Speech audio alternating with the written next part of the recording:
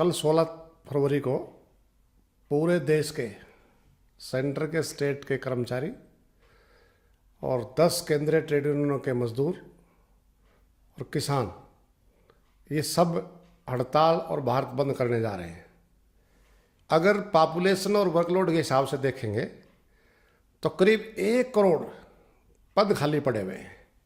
ताली बजवाई, थाली बजवा दी, एक दिन बत्ती भी गुल करा दी, मतलब ये जो टोटकेबाजी जो की, लेकिन उनकी नौकरियों को पक्का नहीं किया। मतलब उनको जो सुरक्षा किट चाहिए थी वो नहीं दी, ऑक्सीजन का सिलेंडर नहीं था। इसके बाद भी हमने अपनी जान जोखिम में डाल करके लोगों को बचाने का काम किया। जो ये कहते थे कि सौगंध मिट्टी खाते देश को नहीं बिकने देंगे, आज रेल, तेल, भेल, बैंक, बीमा, पोर्ट, एयरपोर्ट, बिजली, सब कुछ ही तो मतलब प्राइवेट हाथों में जा रहा है। और मतलब बिजली का उत्पादन में बहुत सारे प्राइवेट खिलाड़ी आ रहे हैं, प्रोडक्शन वो कर रहे हैं, ओपन मार्केट है, सरकार बिजली उनसे खरीद रही है। तो उन्होंने कहा कि साहब हमारे को 100 रुपये per unit peak load our में, यानी कि 6 से 10-11 बजे तक जो कंजम्पशन ज़्यादा होती है तो हम रेट ज़्यादा लेंगे। सुबह आपकी कंजम्पशन नहीं है तो हम कम रेट लेंगे। और हमारी सरकार भी कह रही है कि यार ये कोई तरीका थोड़ी हुआ कि सुबह भी वही रेट, दोपहर को भी वही रेट, शाम को भी रेट। सुबह कम होना चाहिए क्योंकि कंजम्पशन नहीं है। अब लोग ताली बजाते हैं कि हाँ बिल्कुल ठीक बात है, लेकिन उन्होंने 99 रुपये के लिए बोला और सरकार ने 50 रुपये पर यूनिट ओपन मार्केट से खरीदने के लिए पीक लोड आवर में देने का फैसला कर दिया। नमस्कार, मैं सौरभ भारद्वाज और एक बार फिर व्यूएफ स्टूडियो के पॉडकास्ट में आप सभी का हार्दिक अभिनंदन है, स्वागत है। और आज हमारे जो खास मेहमान यहाँ स्टूडियो पहुँचे हैं वो हैं सुभाष लांबा जी। ट्रेड यूनियन के लीडर हैं, बहुत साल मजदूरों के लिए, कर्मचारियों के लिए संघर्ष किया है उन्होंने, और आज हमारे स्टूडियो में हैं, बात करेंगे उनसे। लांबा जी, सबसे पहले तो हमारे स्टूडियो पहुँचने पर आपका हार्दिक अभिनंदन, स्वागत। शुक्रिया जी, सबका आपका भी।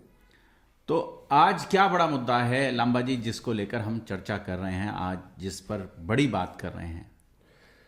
आज कल 16 फरवरी को पूरे देश के सेंटर के स्टेट के कर्मचारी और 10 केंद्रीय ट्रेड यूनियनों के मजदूर और किसान ये सब हड़ताल और भारत बंद करने जा रहे हैं। ये मुद्दा है आज प्रमुख मुद्दा जिस पर हम बातचीत करेंगे। क्या है, क्यों कर रहे हैं, क्या मांगे हैं इनकी? मांगे तो अलग अलग हैं। जैसे हम देखेंगे कि 2013 में जब ये कैंपेनिंग हो रही थी लोकसभा के चुनाव की, तो हमारे आदरणीय प्रधानमंत्री जी ने ये आश्वासन दिया था, लोगों को भरोसा दिया था कि अगर हम सत्ता में आए तो 2 करोड़ नौकरी हर साल हम देंगे। तो 10 साल हो गए साहब, तो 20 करोड़ नौकरी मिलनी चाहिए। लेकिन पिछले ही बजट सेशन में, पिछले साल के में, सरकार ने पार्लियामेंट में आंकड़ा दिया कि हमने 7,10,000 नौकरियां दी हैं। और ये भी अनाउंसमेंट साथ की कि हम 24 में चुनाव से जाने से पहले 10 लाख नौकरी और देंगे। तो 10 और 17,10,000 नौकरी दी। हम थोड़ा सा और बढ़ा लेते हैं, 20 लाख दी। वायदा 2 करोड़ का हर साल था, यानी कि 20 करोड़ मिलनी थी, मिली 20 लाख। तो ये भी उन्हीं की गारंटी थी जी, लेकिन ये गारंटी तो पूरी नहीं हुई। जो आज गारंटी दे रहे हैं ये गारंटी तो पूरी नहीं हुई जी, 2 करोड़ नौकरी की। दूसरा इशू हमारा इसमें ये है, इसी में, कि हम ये चाहते हैं कि आज सेंटर और state plus public sector undertakings अगर पॉपुलेशन और वर्कलोड के हिसाब से देखेंगे तो करीब 1 करोड़ पद खाली पड़े हुए हैं। 1 करोड़, ये बड़ा अचंभे वाली बात है। और हम देख रहे हैं कि 45 साल के सबसे ऊंचले स्तर पर बेरोजगारी है, हर तीसरा आदमी बेरोजगार है। तो 1 करोड़ को तो नौकरी दे सकते हैं हम, लेकिन वो नहीं दे रहे। नौकरी दे भी रहे हैं टाइम गैप अरेंजमेंट के नाम पर। कैसे दे रहे हैं? आउटसोर्स, कॉन्ट्रैक्ट डेली वेजेस आदि आदि नामों से। और एक तो नया नाम अब और आ गया है, अग्निवीर। अग्निवीर 4 साल के लिए। पिताजी बाद में रिटायर होकर के आएंगे, बेटा जी पहले रिटायर होकर के आ जाएगा। तो हम ये कह रहे हैं कि जब ये पोस्ट वैकेंट हैं, आपके पास भयंकर बेरोजगारी है, तो आप इन पोस्टों को क्यों नहीं भर रहे? जो वायदा किया था आपका वो भी पूरा हो जाता। पर लंबा जी, कहीं ऐसा तो नहीं होता है कि जैसे सरकारी कर्मचारी, जैसे अभी हम बात कर रहे हैं, कॉन्ट्रैक्ट की बात कर रहे हैं जब, तो लोगों को भी कई बार ये लगता है कि फाइल इधर से उठाकर दूसरी मेज़ पर रखने के लिए सरकारी कर्मचारी, जिन्हें परमानेंट कहते हैं आप, वो नियुक्त किए जाते हैं, तो तनख्वाहें 80-80 हज़ार, 90-90 हज़ार रुपया केवल इस बात के लिए दिया जा रहा होता है कि फाइल यहाँ से उठा के वहाँ रखवा दो, पानी पिला दो। चपरासी की पोस्ट पर भी 80-80 हज़ार रुपया तनख्वाहें हो जाती हैं। ये जो और प्राइवेट सेक्टर से जब लोग इसकी तुलना करते हैं तो उन्हें कहीं महसूस होता है कि जो काम 15,000 रुपये में प्राइवेट सेक्टर में आदमी कर रहा है, वो सरकार उस काम के लिए कहीं 80,000 रुपया खर्च कर रही है। ये सवाल है मेरा लंबा जी। नहीं, अच्छी बात है ये सवाल। आपके पास जो सवाल आते हैं भारद्वाज, जो निश्चित तौर से पब्लिक से ही आते हैं जी, लेकिन उस पब्लिक को पता नहीं है कि खेल क्या हो रहा है। यहाँ ग्रुप डी के कर्मचारी को कोई, या 3 के कर्मचारी को 80,000 पैसे नहीं मिलते, ठीक है ना। ये अगर ग्रुप डी को हम देखेंगे तो लगभग 20-22 हज़ार रुपये उसको सैलरी मिलती है, और भी नीचे कर्मचारी हैं उससे भी नीचे, तो वो 80,000 वाला कंसेप्ट खत्म। दूसरा जो आप कह रहे हो ना, फाइल इधर से उधर, सर आज फाइल का जमाना तो चला गया। आज तो ऑनलाइन है सारा सिस्टम, वहाँ जवाबदेही तय होती है, मालूम पड़ेगा कहाँ फाइल है। तो वो जो फाइल इधर उधर करने वाला सिस्टम तो जा चुका। आज प्रेशर इतना है कि आप सरकारी ऑफिस में जा करके देखिए। ये हमारा ओपिनियन हम आपको कह रहे हैं, वो पब्लिक का था। शनिवार इतवार की छुट्टी होती है, ऑफिस खुले मिलेंगे, 5 बजे ऑफ हो जाता है, उसके बाद भी खुले। क्योंकि वो जो 8 से 5 की ड्यूटी वाला है ना, वो तो कंसेप्ट खत्म हो गया है। अब तो ठेका सा हो गया, ये काम तो करना ही करना पड़ेगा, अदरवाइज जवाबदेही तय हो रही है। तो इसलिए ये कहना कि भाई परमानेंट कर्मचारी मतलब है और ये जो तनख्वाह कम है इसलिए ये लगा रहे हैं, परमानेंट भर्ती नहीं कर रहे हैं, तो ये गलत है एक बात। दूसरा, हमारे बड़े साहब ने ये थोड़ी कहा था हम ठेके पर नौकरी लगाएंगे। उन्होंने ये कहा था कि 2 करोड़ हर साल पक्की नौकरी देंगे, तो उसको क्यों नहीं दे रहे? तो इसलिए ये पूरी तरीके से न्याय संगत बात नहीं है। और रेगुलर एम्प्लॉयज की रिस्पॉन्सिबिलिटी तय होगी, डेली वेजेस की कोई रिस्पॉन्सिबिलिटी नहीं होगी तय।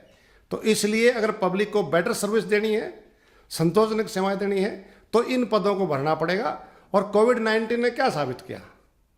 जिसकी सबसे ज़्यादा अर्थव्यवस्था मजबूत है, प्रति व्यक्ति आय भी 80,035 अरब $US है अमेरिका की, सबसे हथियार भी उसके पास हैं, सबसे ज़्यादा कैजुअलिटी वहाँ क्यों हुई? और यहाँ जो 140 करोड़ पॉपुलेशन है, और यहाँ कब कैजुअलिटी क्यों हुई?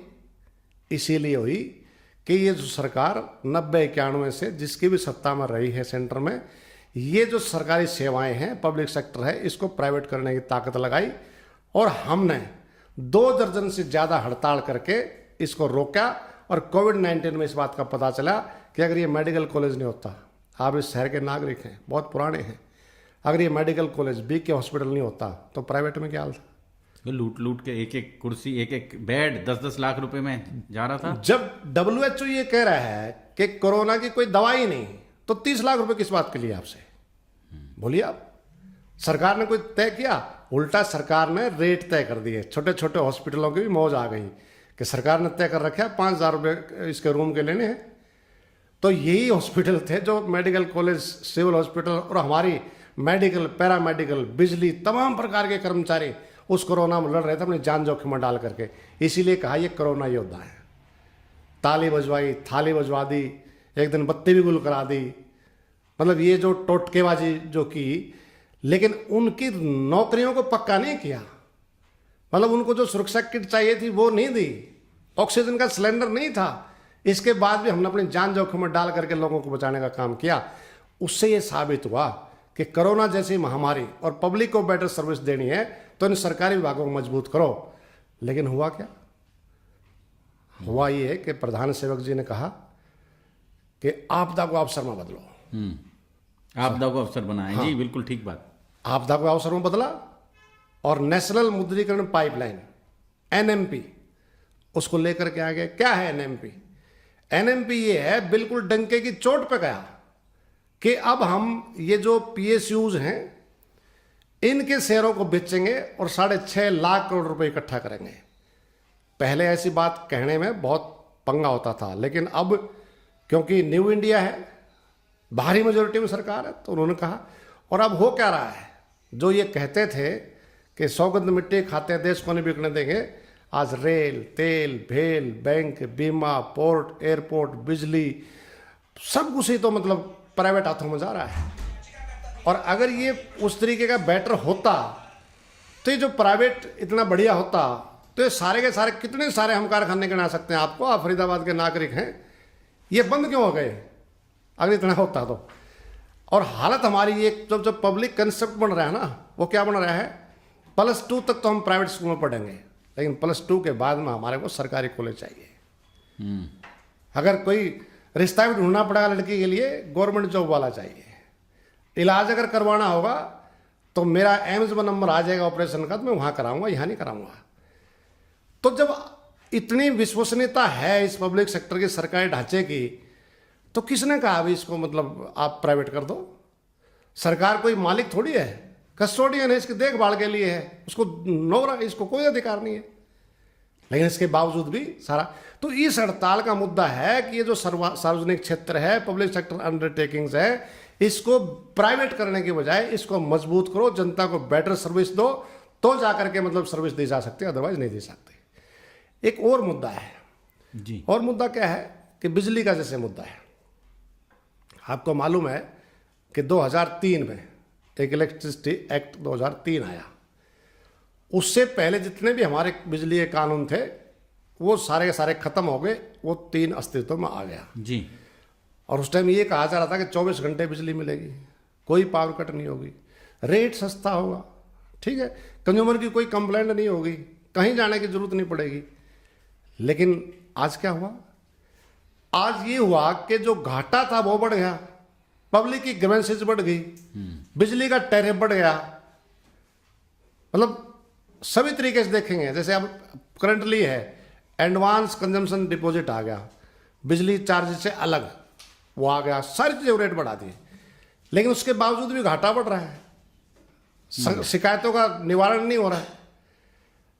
अब क्या कर रही है सरकार? अब सरकार ये कह रही है कि हम बिजली अमेंडमेंट बिल ले आएंगे, यानी कि इलेक्ट्रिसिटी एक्ट 2003 में संशोधन लेकर के आ रहे हैं।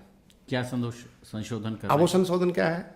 वो संशोधन ये है कि ये जो डिस्ट्रीब्यूशन सिस्टम है, जो आपके यहाँ बिजली आ रही है, एक हमारा हो गया प्रोडक्शन, एक होगा ट्रांसमिशन, उसमें बिजली बनेगी, ट्रांसमिशन होकर के आएगी और फिर उस बड़ी हाई वोल्टेज को लो वोल्टेज में ट्रांसफार्मर में चेंज करेंगे और हमारे घरों में आएगी। अब वो ये कह रहे हैं डिस्ट्रीब्यूशन सेक्टर में भी हम प्राइवेट लाइसेंस देंगे। प्राइवेट लाइसेंस देंगे मतलब इस, अब हमारे पास डीएच और यूएच, अगर हरियाणा के संदर्भ में मैं बात करूं, दक्षिण हरियाणा बिजली वितरण निगम, उत्तर हरियाणा बिजली वितरण निगम, डिस्ट्रीब्यूशन का लाइसेंस 2 के पास है और किसी के पास नहीं है, केवल ये 2 कंपनियों के पास है। अब वो ये कह रहे हैं कि इनकी मोनोपोली को तोड़ने के लिए हम इनके बराबर में प्राइवेट लाइसेंस ही लेकर के आएंगे, उनको भी लाइसेंस देंगे, वो भी डिस्ट्रीब्यूशन का काम करेंगे। दूसरा क्या कर रहे हैं कि जो सब्सिडी है, क्रॉस सब्सिडी है, उसको खत्म करेंगे, जिसको बिजली चाहिए पूरा दाम देना पड़ेगा। और अब वो पार्लियामेंट में पास नहीं हुआ बिल, विरोध हो गया, सड़कों पर आ गए, स्टैंडिंग कमेटी में पड़ा है। लेकिन सरकार को इतनी जल्दी है कि इंतजार नहीं कर सकते। भाई जो तुम कह रहे हो कि हम तीसरी बार भी हम ही आएंगे, तो इंतजार कर लो थोड़ा सा, उस बिल को बाद में पास करके लागू कर देना।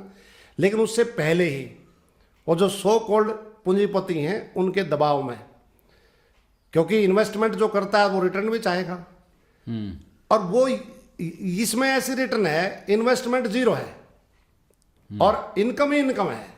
कैसे है? ये जो हमारी लाइनें हैं, सब स्टेशन है, ट्रांसफार्मर है, इन सब का इस्तेमाल प्राइवेट करेगा। उधर से अब ग्रिड है सारा सिस्टम, आपको टेक्निकल भाषा में शायद जानकारी थोड़ी बहुत होगी। गुजरात से बिजली डालो, यहाँ निकाल लो, कहीं से डालो, कहीं से निकाल लो, ऐसा है। तो वो करेगा, हम ये उनको प्राइवेट लोगों को इस काम में लेकर के आ रहे हैं, और उससे पहले उनकी चिंता हो रही है कि उनको तकलीफ ना हो जाए। अब ये जो मीटर हैं जो आपके घर में लग रहे हैं, इनको बदल रहे हैं, ठीक मीटर चल रहे हैं, कोई दिक्कत नहीं है, और ये 6 बार बदले हैं, उसके बाद कहेंगे ये मीटर ठीक है। अब कहे नहीं साहब इसको बदलेंगे, अब इसको स्मार्ट मीटर लगाएंगे। अब तक हमने देखा था भाई बड़ा स्मार्ट, तो इनके बारे में भी तो यही कहा जाता था कि ये स्मार्ट मीटर हैं और ये मीटर ये कहा गया था कि इससे बिजली की चोरी नहीं हो सकती। घर के बाहर लगाएंगे, घर के बाहर लगाएंगे, अंदर चोरी होती है, बाहर लगाएंगे, सारा कुछ किया। अब वो करें साहब इनको बदल रहे हैं, हम प्रीपेड ला रहे, स्मार्ट मीटर ला रहे हैं, स्मार्ट मीटर को प्रीपेड कर रहे हैं। अच्छा। प्रीपेड का मतलब जैसे फोन हमारा है, एडवांस में आप पैसा कूपन चार्ज कराओ तो बिजली जलेगी आपकी। आप सो के उठोगे, आपने मैसेज नहीं देखा तो बिजली कट गई। फिर काटने के भी जोड़ने के भी 500 रुपये आपसे और लेंगे, फिर उसको जोड़ेंगे। और सौरभ जी सवाल इतना ही नहीं है, सवाल जो नई टैरिफ पॉलिसी आ रही है, मतलब प्राइवेट कंपनियों ने क्या बोला, एक हमारा मतलब बिजली का उत्पादन में बहुत सारे प्राइवेट खिलाड़ी आ रहे हैं, प्रोडक्शन वो कर रहे हैं, ओपन मार्केट है, सरकार बिजली उनसे खरीद रही है। तो उन्होंने कहा कि साहब हमारे को 100 रुपये per unit peak load our में, यानी कि 6 से 10-11 बजे तक जो कंजम्पशन ज़्यादा होती है तो हम रेट ज़्यादा लेंगे। सुबह आपकी कंजम्पशन नहीं है तो हम कम रेट लेंगे। और हमारी सरकार भी कह रही है कि यार ये कोई तरीका थोड़ी हुआ कि सुबह भी वही रेट, दोपहर को भी वही रेट, शाम को भी रेट। सुबह कम होना चाहिए क्योंकि कंजम्पशन नहीं है। अब लोग ताली बजाते हैं कि हाँ बिल्कुल ठीक बात है, लेकिन उन्होंने 99 रुपये के लिए बोला और सरकार ने 50 रुपये पर यूनिट ओपन मार्केट से खरीदने के लिए पीक लोड आवर में देने का फैसला कर दिया। अब सुबह आप 2 रुपये दे दोगे और शाम को अगर 50 रुपये, 40 रुपये, 35 रुपये पर यूनिट आ जाएगी तो क्या हालत होगी। और अगर ये क्यों कर रहे हैं, जो आपने सवाल किया था, वो इसलिए कर रहे हैं कि वो जो प्राइवेट प्लेयर आएंगे सरकार को उनकी चिंता है। अब आप कहेंगे कि भाई उनकी चिंता कैसे है, वो रिकवरी कैसे करेंगे। लोग कहते थे कि भाई प्राइवेट आदमी आएंगे रिकवरी कैसे कर लेंगे बिलों की।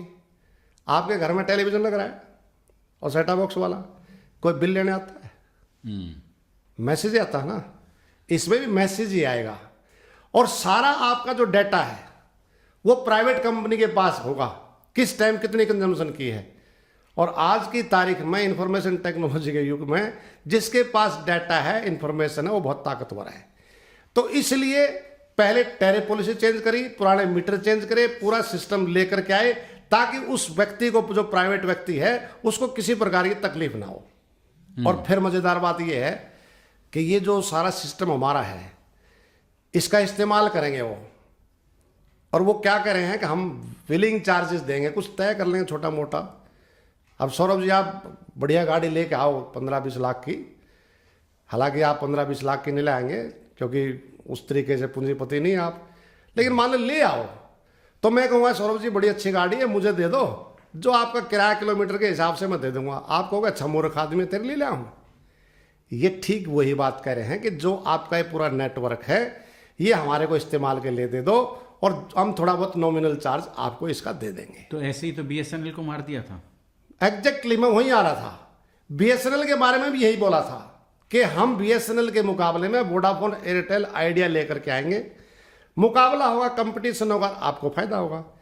उसको मारने के लिए क्या हुआ, उनके पास 3G था, इनके पास 4G था। बीएसएनएल में हमारी यूनियन है वो आंदोलन करते रहे 4G दे दो, हमने मुकाबला करना है, दिया नहीं। लांबा जी दूसरी एक उसको आइडिया, वोडाफोन, एयरटेल को स्थापित कर दिया, उसके कंज्यूमर चले गए।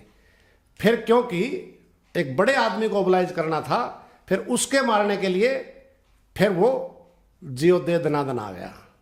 1.5 साल तक कोई पैसा नहीं लिया और यहाँ तो फ्री में मिलेगा तो पैसा क्यों देगा। फिर वोडाफोन, एयरटेल वो भी सब गोल हो गए। फिर एक छत्रराज मोनोपोली बीएसएनएल उसकी रिलायंस की हो गई। अब वो जो 299 रुपये वाला था वो कहाँ चला गया। पहले इनकमिंग आती रहती थी, अब आ सकती है क्या। ऐसे ही बिजली के सेक्टर में इस सरकारी संस्थाओं को मारने के लिए इन सब लोगों को प्राइवेट लेकर के आ रहे हैं। और बड़ी मजेदार बात इसमें एक और भी है कि जैसे किसको बिजली देंगे, वो अधिकार कंज्यूमर का नहीं है कि मैं किससे बिजली लूंगा, वो अधिकार उस प्राइवेट लाइसेंसी का है कि किसको बिजली देंगे। तो वो पिक करेंगे कौन सा सेक्टर 15 है उसको दे देंगे, गांव में खेड़ीवाड़े में क्यों देंगे, से गांव में क्यों देंगे। उसमें ये लिख रखा है कि जिसको कोई बिजली नहीं देगा, जैसे किसान है, हम बहुत ही नॉमिनल चार्जेस पर उसको दे रहे हैं क्योंकि किसान बड़ा परसेंट प्रॉफिट के लगभग 10 रुपए के करीब चलेगा। 34 यूनिट है, 10 से गुणा कर दो और गुणा 30 से कर दो, 10,200 रुपये 7.5 आसपास का उसका किसान का बिल आएगा। क्या भर सकता है क्या? किसान भी बर्बाद होगा, कर्मचारी बर्बाद होंगे, इंजीनियर बर्बाद होंगे। और पूरी तरीके से ये सिस्टम लेकर के आ रहे हैं जिसमें बड़ा मुद्दा है इस हड़ताल को लेकर के कि इसको रोक लगाई जाए। लांबा जी, हम बात करते हैं कि लोक कल्याणकारी सरकार, लोक हित के लिए, लोक कल्याण के लिए बनी हुई सरकार, और ऐसे में बिजली जैसा जो अवयव है, जो चीज़ है जिसके बिना आज मॉडर्न युग में जीवन की कल्पना नहीं की जा सकती। मतलब एक पल को पानी के बिना आप सरवाइव कर जाएंगे, लेकिन बिजली के बिना सरवाइव करना लगभग असंभव है। ऐसे में आपको नहीं लगता कि बिजली को बजाय सरकारी प्राइवेट हाथों में देने के, निजी हाथों में देने के, सरकारी हाथों में ही इसको रखा जाना चाहिए, क्योंकि नो प्रॉफिट नो लॉस पर इसको चलाया जाना चाहिए? ऐसा है, ये बहुत ही अच्छा सवाल आपने किया। हमारा देश वेलफेयर स्टेट है, कल्याणकारी राज्य है जी। कल्याणकारी राज्य में पब्लिक को सुविधाएं देना वो सरकार का काम है जी। और इसी कंसेप्ट के साथ ये सारे सरकारी विभाग खड़े हुए, करोड़ों लोगों को नौकरियां मिली, जनता को बेटर सर्विस मिली, आत्मनिर्भर हुए। एग्रीकल्चर के सेक्टर में भी आपको मालूम होगा कि ऑस्ट्रेलिया से अनाज मंगवाते थे, जी बिल्कुल, हमने सस्ती बिजली दी तो किसान अनाज पैदा किया।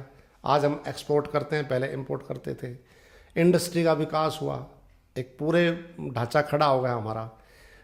और इतना ही नहीं है, जब देश आज़ाद हुआ उस टाइम भी ये छोटे छोटे पूंजी के मालिक थे, इनको बोला था कि आप सरकारी ढांचा खड़ा करो। इन्होंने कहा हमारे पास पैसा नहीं है, हम इन्वेस्ट कर दे फंस के खड़े हो जाएं, तो मना कर गए। लेकिन आज जब पूरा ढांचा खड़ा हो गया तो तब गीध जैसी दृष्टि लगी हुई है।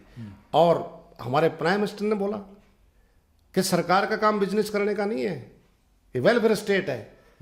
अब वो तो वो बता सकते हैं कि भाई इसका मतलब क्या है, लेकिन बिजनेस करने का मतलब क्या होता है? बिजनेस ना करना, सरकार बिजनेस नहीं करेगी, मतलब बिजली हम देंगे लेकिन प्राइवेट सेक्टर से देंगे, ट्रांसपोर्ट देंगे हम प्राइवेट सेक्टर से देंगे, एजुकेशन देंगे प्राइवेट स्कूलों से देंगे। ये जो सारा कंसेप्ट पूरी तरीके से बदल दिया ना, इसके पीछे वही कारण है।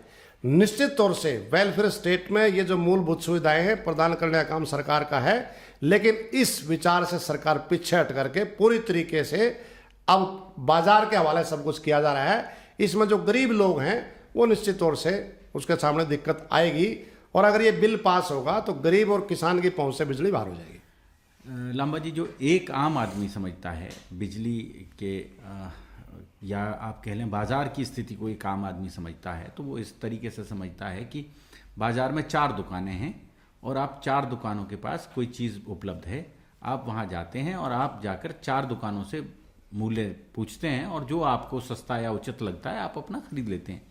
ये तो इसे कहते हैं कि आपका खुले बाजार में आपकी कोई चीज़ उपलब्ध है। अब यहाँ तो तंत्र तो सरकार का होगा और बिजली दे रही होगी, सरकार दे रही होगी, सरकार के तंत्र पर काम कर रहे होंगे और एक कंपनी आ जाएगी उसमें। कोई ऐसा तो नहीं होगा कि टाटा की एक लाइन है, एक लाइन रिलायंस की है, एक लाइन अडानी की है और उनमें से किसी की आप किसी एक से बिजली लेना चाहें तो आप उससे बिजली ले सकें। वो तो सरकार के तंत्र पर ही, जो सरकार निर्धारित कर देगी बिजली की दरें, उन्हीं दरों पर प्राइवेट आदमी बिजली बेचेगा। नहीं, ये तो मैंने बताया आपको कि कई सारे लाइसेंस आएंगे और रेट जो तय करेंगे, मतलब सरकार अपना रेट तय कर सकती है। प्राइवेट के लिए मैंने बता दिया, उन्होंने अप्लाई किया 99 रुपये पर यूनिट, 99 बजाय उनको 50 पैसे पर यूनिट, 50 रुपये पर यूनिट के हिसाब से उनको स्वीकृति प्रदान कर दी। नहीं, लेकिन बिजली के क्षेत्र में तो मोनोपोली है ना। ये ऐसा तो नहीं होगा कि 4 लाइनें खड़ी हो जाएंगी आप ही के। नहीं, लाइनें अलग अलग खड़े नहीं होंगी। हाँ, लाइनें अलग अलग खड़े नहीं होंगी। तो एक ही आदमी को, जिसको सरकार निर्धारित कर देगी, वही बिजली देगा और जिस दर पर सरकार डिसाइड कर देगी उसी दर पर बिजली लेनी पड़ेगी लोगों को। हम ये कह रहे हैं कि जो सरकार का तर्क है वो जैसे BSNL का बोला आपने, ऐसे ही तर्क यहाँ दे रहे हैं कि प्राइवेट भी आएंगे और सरकार भी होंगे, कंपटीशन होगा, रेट सस्ते होंगे। रेट सस्ते कब होते हैं? जब प्रोडक्शन ज़्यादा हो और खपत कम हो। यहाँ उल्टा सिस्टम हो रहा है, मतलब यहाँ उत्पादन कम है, नोइंगली जानबूझ करके प्राइवेट सेक्टर को उभारने के लिए, तो इसलिए कंपटीशन लूट का होगा। जो अभी एकाधिकार सरकार का है, उस एकाधिकार को सरकार से हटाकर निजी हाथों में दे दिया जाएगा, यही तो होगा। पहले उसमें दिखाई नहीं देगा आपको, ये आप ठीक समझ गए बात, पहले दिखाई नहीं देगा। थोड़े दिनों के बाद में क्या होगा कि जहाँ लाइन लॉसेज कम है, रिकवरी 100% है, वो प्राइवेट के पास ला जाएगा, हमारे पास एग्रीकल्चर सेक्टर आ जाएगा, किसान आ जाएंगे, तो 6 महीने मुश्किल से ये जो हमारी डिस्ट्रीब्यूशन कॉर्पोरेशन नहीं पकड़ेंगे और पूरी तरीके से मोनोपोली जैसे जियो की होगी उसी तरीके से यहाँ भी प्राइवेट उसकी हो जाएगी। ये बिल्कुल ठीक बात है। बिल्कुल ठीक बात है। तो अभी कल भारत बंद का आह्वान है, तो क्या क्या करेंगे सर कल? देखो, देश की 10 केंद्रीय ट्रेड यूनियन है और all India state government employees federation जो बड़ी एक हमारी फेडरेशन है जिसका मैं राष्ट्रीय अध्यक्ष हूँ, सेंटर के, स्टेट के, PSUs के सब लोग हड़ताल पर जा रहे हैं, औद्योगिक क्षेत्र में भी, सरकारी क्षेत्र में भी, और किसानों ने ग्रामीण बंद का आह्वान किया है। तो इसलिए इसमें जैसे औद्योगिक क्षेत्र के मजदूर हैं वो स्ट्राइक करेंगे, जुलूस वलूस निकालेंगे और फिर एक जगह असेंबल होंगे, पूरे देश में सभी डिस्ट्रिक्ट हेडक्वार्टर पर प्रोटेस्ट करेंगे और सड़कों पर उतरेंगे, अपनी ताकत का एहसास सरकार को कराएंगे, क्योंकि सरकार किसी की बात सुन नहीं रही है। अब किसानों को आप देख रहे हैं, मतलब हद की बात है, मतलब कौन से सदी में हम रह रहे हैं। ऐसे तो पाकिस्तान बॉर्डर पर अभी मैं जा कर के आया था, बांग्लादेश के भी वहाँ त्रिपुरा में गया था, उधर कहा था एक कांटेदार तार ही लग रही है, और यहाँ तो इतनी लेयर बिछा रखी हैं कि कैसे आ सकते हैं वो लोग। वो ये तो दिखाया जा रहा है कि क्या हो रहा है, ये नहीं दिखाया जा रहा है कि वो क्यों आ रहे हैं। आपने 2 साल पहले वायदा किया था, राइटिंग में लिखित में है, आप डॉक्टर MS स्वामीनाथन को भारत रत्न तो दे सकते हो, उसकी सिफारिशों को लागू नहीं करोगे, क्योंकि वो तो वोट दिलवाने की बात करेंगे। उसने जो सिफारिश करी है, उसकी बेटी का कल बयान आया है, उसी की, स्वामीनाथन की बेटी का, कि ये आतंकवादी नहीं है, क्रिमिनल नहीं है, इनको आना दिया जाए, इनकी बातों को सुना जाना चाहिए। वो किसान बोल रहे हैं, लेकिन उनको दिल्ली तक आने के लिए नहीं दिया जा रहा। इसलिए वो किसान भी, मजदूर भी, कर्मचारी भी सब मिल करके सड़कों पर उतरेंगे और सरकार को कहेंगे कि अडानी अंबानी की सरकार नहीं है, ये कर्मचारियों की, मजदूरों की, गरीबों की, महिलाओं की, नौजवानों की, किसानों की सरकार है। जरा ये देश किसानों का, इनका सबका मिला करके है, इनकी बातों को सुना जाना चाहिए। अगर सरकार नहीं सुनेगी तो निश्चित तौर से फिर अगली कार्रवाई मतलब होगी। डेमोक्रेटिक ट्रेड एंड राइट्स के ऊपर लगातार हमले हो रहे हैं। जम्मू कश्मीर में सर्कुलर निकाल दिया, कोई धरना प्रदर्शन हड़ताल नहीं कर सकता। आप त्रिपुरा में जाकर के देखिए, अलग अलग स्टेट में जाकर के देख लिए हालत क्या बना रखी है। आप हर एक उसमें डिस्ट्रिक्ट हेडक्वार्टर पर देखेंगे, DC ऑफिस से प्रोटेस्ट नहीं करोगे, धारा 144 लग रही है, जंतर मंतर पर नहीं करोगे, 144 लग रही है, 144 तो परमानेंट लगा दी, मतलब अपनी बात नहीं कह पाओगे। रामलीला ग्राउंड में जाकर के देख लो, जंतर मंतर जाकर देख लो, हम तो भुगत भोगी हैं। इतना आसान नहीं है। 3 नवंबर की हमारी रैली थी, 1 नवंबर को पुलिस अथॉरिटी हमें बुला करके शाम को करिए 500 वॉलंटियर की लिस्ट ला करके दो, बाय नेम, बाय नाम, उनका ला करके मोबाइल नंबर समेत दो, और सारी जो मेटल डिटेक्टर मशीन है वो आप लेकर के आओगे, वो जो स्क्रीनिंग मशीन है वो आप लेकर के आओगे। हमने कहा फिर सरकार क्या करेगी? बोला सरकार कुछ नहीं करेगी, सरकार केवल देखेगी कि आपने जितना लिख करके दिया है उतनी मशीनें आई हैं नहीं आई हैं। 20 लाख रुपए चाहिए, कौन रैली करेगा? जंतर मंतर पर 1000 लोगों से ज़्यादा इकट्ठा नहीं होने देते, 1000 लोगों से ज़्यादा, और इतना आसान नहीं है मतलब वहाँ तक जाना।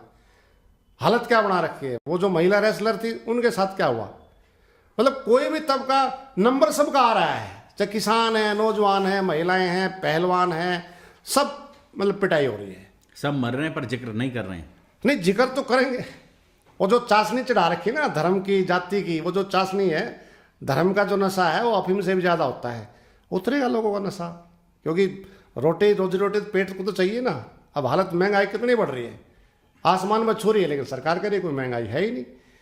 दूसरी बात, एक और बड़ा ढिंडोरा पीटा जा रहा है कि हम 5वीं सबसे मजबूत अर्थव्यवस्था बन गए हैं।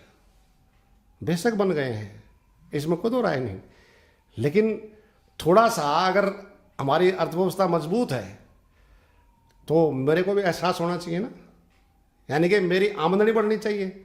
अगर प्रति व्यक्ति आय में अगर देखेंगे, प्रति व्यक्ति आय में देखेंगे तो हम 142वें नंबर पे हैं दुनिया में। हाँ, अमेरिका सबसे मजबूत है, उसकी 80,035 अरब यूएस डॉलर प्रति व्यक्ति आए हैं, और हमारी कितनी है? 2601 यूएस डॉलर। मतलब अंदाजा लगाओ, मतलब ये ब्राजील है, जर्मनी है, जापान है, ये सारे के सारे, कनाडा है, सब हमारे से ज़्यादा हैं। ये भी क्या तर्क, वो कुतर्क देते हैं कि भाई अमेरिका में तो पॉपुलेशन कम है, चाइना में तो हमारे बराबर होगी, उसकी 5 गुना ज़्यादा है। तीसरी भी बन जाओगे, अगर ये ना होते कोई और होता तो भी बनना था, 5वां भी और तीसरा भी, लेकिन प्रति व्यक्ति आय तो नहीं हमारी। दूसरा एक ग्लोबल हंगर इंडेक्स की अभी रिपोर्ट आई है, वो क्या करिए, वो ये करिए 125 देशों में हमारा 111वां नंबर है। नेपाल, बांग्लादेश, ये पाकिस्तान, इनकी भी स्थिति हमारे से बेहतर है। और एक आंकड़ा उसमें चौंकाने वाला है कि 15 से 24 साल की महिलाएं जो मानव संसाधन तैयार करती हैं, 58.1% खून की कमी है उनके अंदर जी। ये तो इनकी रिपोर्ट है। हालांकि ये कहेंगे कुछ नहीं है, तो फालतू फंडे की बातें हैं, झुटला देंगे, ये तो नहीं है। हाँ, वही संस्था को अगर इनके पक्ष में दे देगी बात तो उसको पूरा प्रचारित करेंगे, उसके पोस्टर छाप देंगे। हाँ, अब आप देखेंगे हम कह रहे पुरानी पेंशन बहाल होनी चाहिए, तो हमारे पीएम साहब कहते हैं ये तो पुरानी पेंशन बहाली पाप है, इसको राज्य ना करें। फिर खुद पाप क्यों कर रहे हैं? एमएलए एमपी सब उसी पेंशन स्कीम के तहत पेंशन ले रहे हैं, लेकिन हमारे लिए वो पाप है। दूसरा 8वां पे कमीशन है जो जनवरी 2026 से इंप्लीमेंट होना है, उसके लिए मना कर दिया कि उसका गठन नहीं होगा। 18 महीने का महंगाई भत्ता डीए कोरोना काल में रोका था, उसको नहीं देंगे। पुरानी पेंशन के लिए पैसा नहीं, कॉन्ट्रैक्ट एम्प्लॉयज की रेगुलाइजेशन के पैसा नहीं, 1 करोड़ पौधों को भरने के लिए पैसा नहीं, 18 महीने का डीए-डीआर देने के लिए पैसा नहीं। लेकिन दूसरी तरफ सरकार के ही आंकड़े हैं, मेरे आंकड़े तो नहीं है, लगभग 17.5 लाख करोड़ रुपए पिछले 10 सालों में बड़े पूंजीपतियों के राइट ऑफ कर दिए। कारपोरेट टैक्स 30% था, घटा करके 22% ले आए। 67,000 करोड़ से ज्यादा बैंकों से पैसा लेकर के भाग गए, उनके लिए सब कुछ है।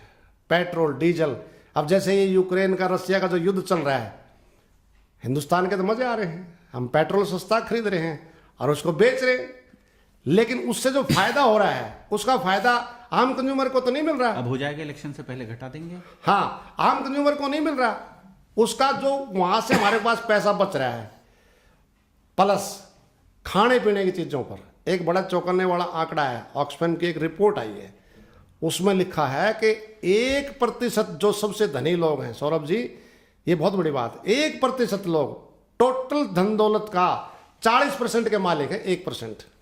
दूसरा, केवल 10 कारपोरेट घराने, उन्होंने 57% के मालिक हैं, और 140 करोड़ में से 70 करोड़ लोग केवल 3% के मालिक हैं, और ये 3% सबसे ज्यादा जीएसटी देते हैं। ये है इस देश की हालत। और हम कहते हैं कि हम तो विश्व गुरु बनने वाले हैं, क्लासरूम में गुरु नहीं, कॉलेज में गुरु नहीं, बगैर गुरु ही विश्व गुरु बन रहे हैं, समझ में नहीं आ रहा। तो इसलिए हम ये जो कल की हड़ताल है, ये जो सारे मुद्दे हैं इसको उठा रहे हैं। सारे श्रम कानून खत्म कर दिए, 4 लेबर कोड बना दिए। एक बड़ा मुद्दा मैं आपके सामने, दर्शकों के सामने उठा रहा हूँ जी। अब हमारे सामने 2 शिफ्ट आ गई 12-12 घंटे की, प्राइवेट सेक्टर में हम यहाँ रहते हैं। पहले क्या था, 3 शिफ्ट थी। अगर 2 शिफ्ट की 3 कर दें तो तीसरे हिस्से के बेरोजगार रोजगार मिल सकता है। तो क्या तकलीफ है सरकार को, क्यों नहीं करती? क्योंकि पूंजीपतियों का प्रतिनिधित्व करते, उनके मुनाफे कम हो जाएंगे। मतलब इनकी चिंता नहीं है, जिनसे वोट डालते हैं, इनकी चिंता नहीं है, चिंता उनकी है। मतलब कारपोरेट उसके लिए टैक्स भी माफ कर रहे हैं, कर्जों को भी राइट ऑफ कर रहे हैं, सब कुछ कर रहे हैं, लेकिन इनके लिए नहीं है। कहने के लिए है, भाइयों और बहनों मित्रों, ये गरीबों की सरकार है, तो ये गरीबों से जीएसटी लेते हैं और बड़े पूंजीपतियों को देते हैं, ये बिल्कुल आपके हमारे सबके सामने है। तो इसलिए बड़ी नाराज़गी है कर्मचारियों में, मजदूरों में, व्यापारियों में और किसानों में। और कल पूरे देश में प्रोटेस्ट करेंगे, हड़ताल करेंगे। अब आप देखेंगे 1450 के करीब बसें हैं हरियाणा रोडवेज की। 16 तारीख को कोई कार्यक्रम है रेवाड़ी में, उसके लिए प्रधानमंत्री उसके लिए लगा दिया कि रैली के लिए बसों में भर के लेकर के आओ। वो बसें जो हैं वो जनता, आम नागरिक के लिए हैं कि रैली के लिए हैं?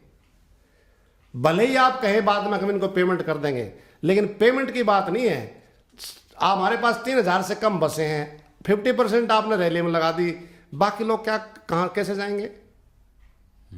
इसके बारे में कोई नहीं सोचेगा, कोई बात नहीं करेगा। अगर कोई बात करेगा तो उसके अलग अलग संज्ञाएं आजकल दे देते हैं ताकि बोलते बंद हो जाए। तो इसलिए बड़े सीरियस इशू हैं, इसको लेकर के कल लोग सड़कों पर उतरेंगे। कल कर्मचारी, खास तौर से कर्मचारी और किसान, कर्मचारी, किसान, मजदूर पूरे देश में करोड़ों की तादाद में मतलब जा रहे हैं। बड़ा मतलब एक ये एक्शन है।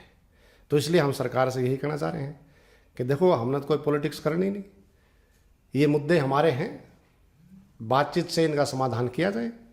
और अगर सरकार बातचीत से समाधान नहीं करेंगे तो हम भी जनता के बीच में जाएंगे और सरकार भी जनता के बीच में जा रही है। हम अपने मुद्दों को बताएंगे कि बस पब्लिक सेक्टर को क्या हो रहा है, आपकी सेवाओं किस तरीके से प्रभावित होंगी। पर आपके जाने में तो 20 लाख का खर्चा अड़ा दिया ना। कोई बात नहीं, 20 लाख वाली जगह नहीं जाएंगे, जहां ये जाएंगे जनता के बीच में, हम भी वहीं चले जाएंगे। लोगों को कहेंगे ना कि आपके लिए पास वोट लेने के लिए आएंगे, तो आप इन मुद्दों से बात तो करो कि बिजली प्राइवेट जाएगा तो मेरा क्या हालत बनेगी, मेरी क्या हालत बनेगी, एजुकेशन प्राइवेट जाएगी तो मेरी क्या हालत बनेगी, हेल्थ प्राइवेट जाएगा तो मेरी क्या हालत बनेगी। हेल्थ में आप देखेंगे ना, लगभग 30,000 कर्मचारी हैं और केवल 1/3 से भी कम रेगुलर हैं। सारा का सारा प्राइवेट है, आउटसोर्स। अब हरियाणा कौशल रोजगार निगम बना दिया। मतलब पहले हम इंतजार करते थे कि भैया रेगुलर हो जाएंगे, लेकिन उसमें तो बिल्कुल साफ लिख रखा है कि रेगुलर नहीं होंगे। और देखो कितनी मज़ेदार बात है, सरकार कह रही कि हम जो है ना इजराइल में भेजेंगे। यहाँ मतलब रोजगार नहीं है, मरने के लिए इजराइल भेज देंगे। अरे वो इजराइल का जो युद्ध हो रहा है वहाँ फिलिस्तीन का, हमेशा हम फिलिस्तीन के साथ खड़े रहे। आज तुम उस मौके पर उन लोगों के पास जो हमास के उधर के जो लोग लेबर आई थी वो वापस चली गई, उनके सामने दिक्कत हो रही है, हम उनकी मदद में खड़े हुए हैं। तो ये कैसी मदद है? अपने यहाँ रोजगार क्यों नहीं दे रहे? अपने यहाँ रोजगार तो आपने वायदा किया था, उसकी बजाय आप दूसरी तरफ मतलब विदेश में दे रहे हैं, विदेश में दे रहे हैं, वहां मरने के लिए मतलब भेज रहे हैं। उनके इंटरव्यू देखे होंगे आपने, मैंने भी देखे हैं। उससे पूछा भाई वहां तो युद्ध चल रहा है, बोला जी हाँ युद्ध चल रहा है। बोला मारे जाओगे? बोला यहाँ भी मरेंगे, यहाँ भूखे मरेंगे, वहां वैसे मरेंगे, हमने तो मरना ही है। मतलब ये है यूथ का हालत। IIT IIM pass out student को नौकरी नहीं मिल रही, और पता नहीं कौन से विश्व गुरु की और 5वीं अर्थव्यवस्था कैसे कैसे सपने दिखा रहे हैं कि भाई पूरी दुनिया के नेता बन गए। हम तो कैसे नेता बन रहे हैं, कैसे हो रहे, धरातल पर तो कुछ है नहीं। तो इसलिए गुस्सा है, आक्रोश है, और वो आक्रोश कल की उसका आक्रोश का प्रकटीकरण कल सड़कों पर पूरे देश में दिखाई देगा, देखने को मिलेगा। लांबा जी, हमारे साथ बात करने के लिए, हमें समय देने के लिए आपका बहुत बहुत धन्यवाद। नहीं धन्यवाद जी, आपने भी हमारे को मौका दिया कि हम अपनी बात आपको दर्शकों तक पहुंचाएं और दर्शक इस बात को समझें कि ये जो लड़ाई है ये हमारे वेतन भत्तों की बढ़ोतरी नहीं है, इस पब्लिक सेक्टर को बचाने के लिए है, डेमोक्रेटिक ट्रेड राइट्स बचाने के लिए है, इस देश को बचाने के लिए लड़ाई हम लड़ रहे हैं, केवल वेतन भत्तों की लड़ाई नहीं है। इसलिए पूरे जनता से हमारी अपील है कि कल की हड़ताल को सपोर्ट करो, इन मुद्दों को भी हमारा समर्थन करेंगे, ऐसा मुझे विश्वास है। धन्यवाद। तो अभी आप सुन रहे थे सुभाष लांबा जी को, और VOF स्टूडियो के पॉडकास्ट में आप सभी को ऐसे ही और महत्वपूर्ण शख्सियतों के साथ हम लोग मिलवाते रहेंगे। आप सभी का बहुत बहुत धन्यवाद।